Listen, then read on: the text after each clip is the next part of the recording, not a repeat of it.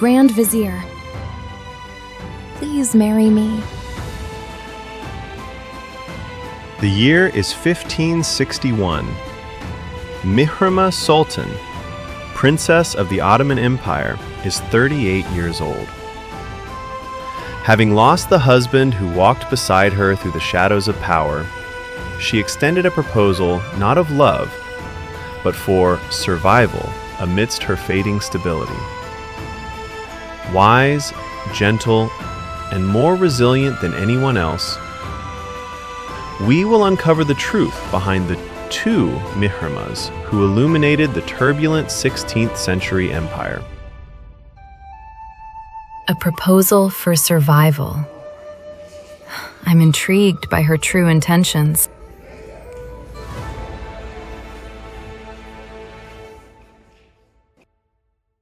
Sun and Moon.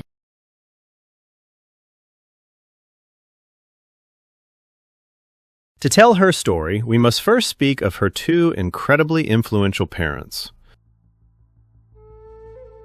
Father, Suleiman the Magnificent.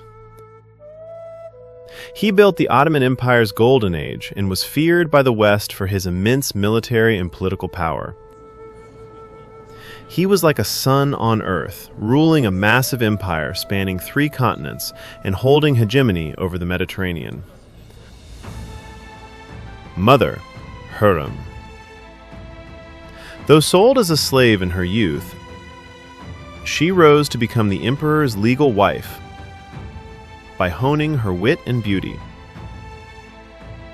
She was like a moon of the night, winning power struggles within the harem and carving out her destiny with love and strategy.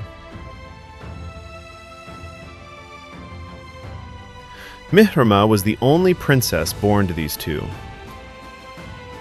Her name comes from the Persian words mihr, sun, and ma, moon.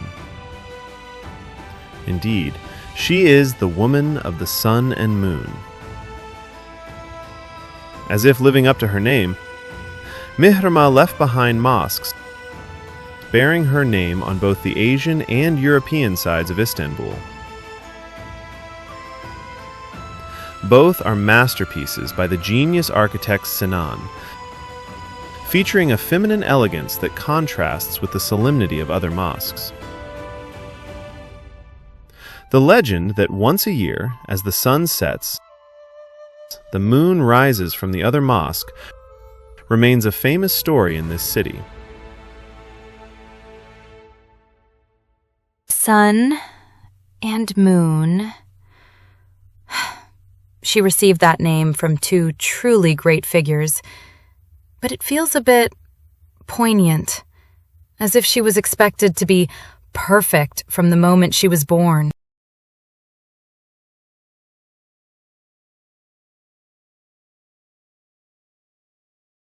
As a woman,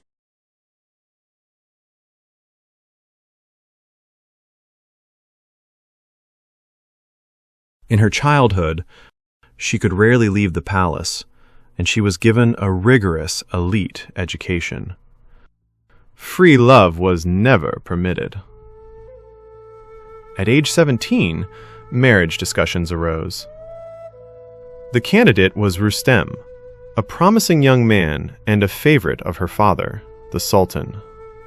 However, her mother Hürrem opposed the match and spread a rumor that he was suffering from an infectious disease. When a doctor examined Rustem's clothes, he found a louse. Rustem, who was ambitious, almost despaired, thinking it was over. But the doctor's words were unexpected. "If there are lice, he is not sick."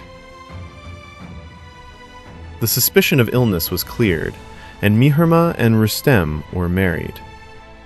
However, Mihrimah's own will was not involved. Meanwhile, Mihrimah began suffering from illness following her marriage. Symptoms of rheumatism. This would plague her for the rest of her life. Trips as a woman continued. Around age 32, she suffered a miscarriage during her third pregnancy and fell into a life-threatening condition. Rustem, who had risen to Grand Vizier through his marriage to Mihrimah, faced a crisis in his own position if he were to lose her. Fortunately, Mihrimah made a miraculous recovery, using medicine prepared by a doctor whom Rustem's brother had taken prisoner, in exchange for the doctor's freedom. Mihrimah suffered greatly as a woman. But how was she as a person of power? Behind the glittering palace, she carried such restricted freedom and physical pain. I feel like I can see the struggles of a single woman beneath her beautiful dresses.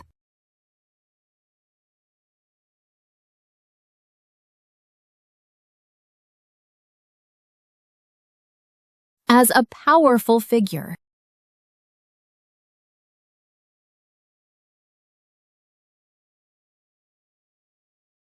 Mihrimah was no longer just a princess to be protected.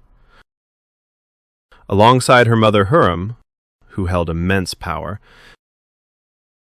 Mihrimah threw herself into the fierce power struggle to make her brother the next sultan. In the Ottoman Empire, there was a harsh system where brothers were executed upon the selection of a new sultan to avoid internal conflict. Mustafa, who was not her full brother, was the leading candidate for the next sultan. While Mihrimah's brothers were in a dire situation, her husband Rustem devised a plan and led Mustafa to be executed on false charges. It is not certain, but Hurrem and Mihrimah were likely involved in this scheme. Mihrimah at age 35. After her immensely powerful mother Hurrem passed away, she became the right hand to her father, Suleiman the Magnificent. She accompanied her father on expeditions and excelled in diplomacy. She became the wise advisor to whom Suleiman the Magnificent could speak his true feelings. Mihrimah at age 38. Her husband Rustem, who walked through the darkness of power with her, passed away. This happened during the succession struggle between Mihrimah's two brothers, Selim and Bayezid. Bayezid, whom Mihrimah supported, was at a disadvantage. The death of her husband Rustem, who was the Grand Vizier, was a major blow. She could have chosen to give up everything and live quietly. However, she did not choose that path. Mihrimah made a decision. Incredibly, shortly after her husband's death, she proposed to the next Grand Vizier, Semiz Ali Pasha. Grand Vizier, please marry me.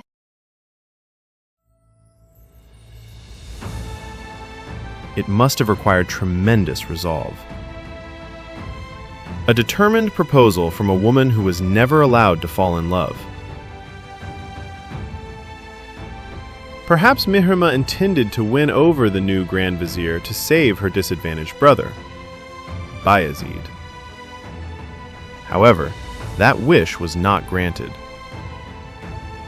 The proposal was rejected, and Bayezid was defeated by Selim and executed. It is said that Mihrimah grieved more at this time than at the death of her husband. After this, Mihrimah remained single for the rest of her life. Though it was feared she might lose her power, she maintained her influence throughout her life, into the reigns of her brother Selim and her nephew Murad.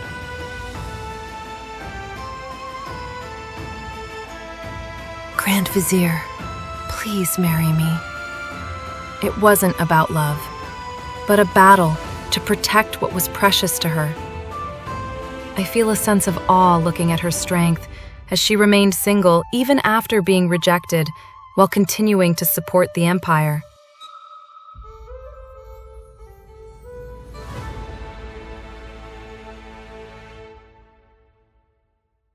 Light and shadow.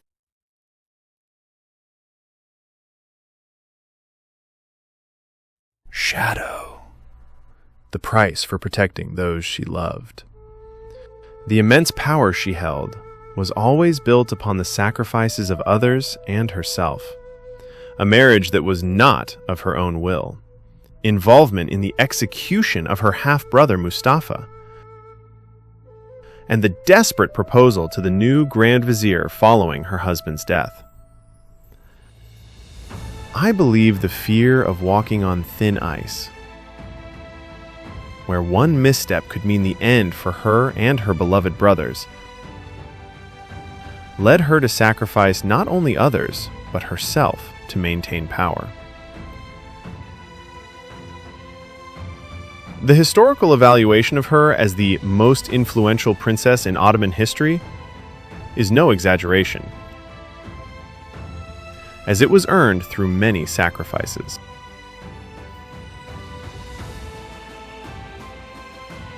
Light. Her face as a savior who knew pain.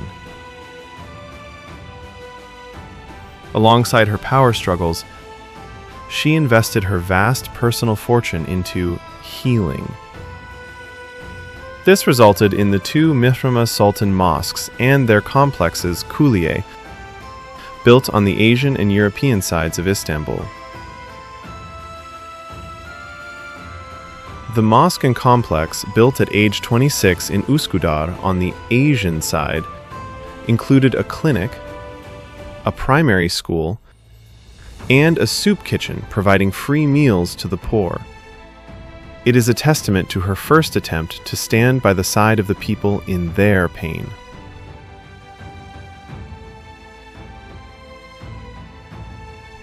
The mosque and complex, built at age 48 in Edirnekapı on the European side, included a madrasa, public baths, a cemetery, and shops.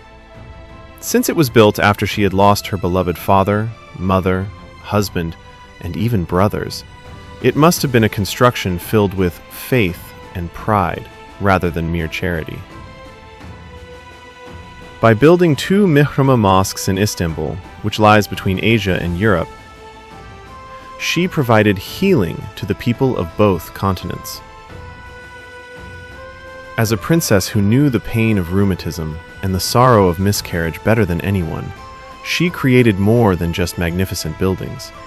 She created a refuge for people suffering from pain and hunger, just as she had. Coexistence of Light and Shadow, the episode of rescuing female captives.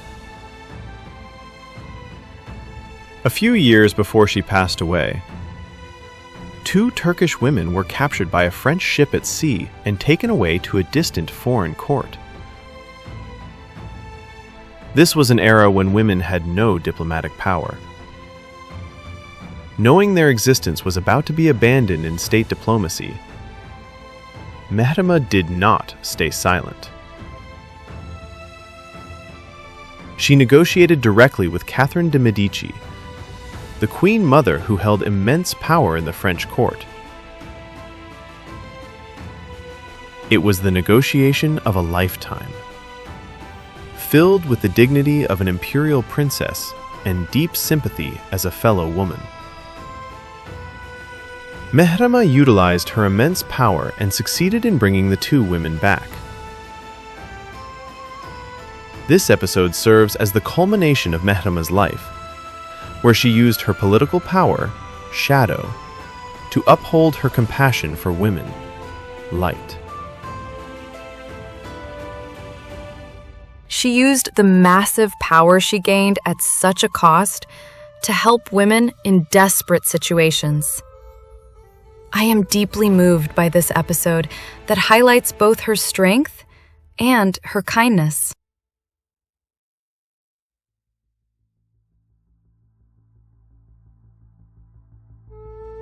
Mihrimah passed away in 1578 at the age of 55. She lived the longest among her siblings. She is buried not beside her husband Rustem, but next to her beloved father, Suleiman the Magnificent, in his mausoleum at the Süleymaniye Mosque in Istanbul. A princess named Sun and Moon, who built mosques on 2 continents. Her latter half of life was that of a single woman who was also a ruler of immense power. It was a strong, yet quiet light that shone upon the turbulent Ottoman Empire.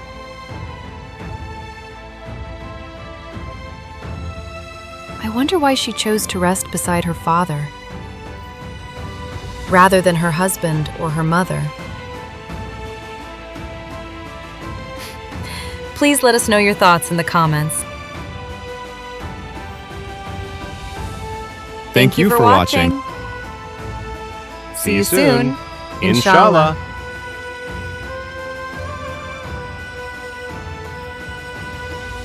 Curiosity connects us all. If you love discovering real culture, please subscribe this channel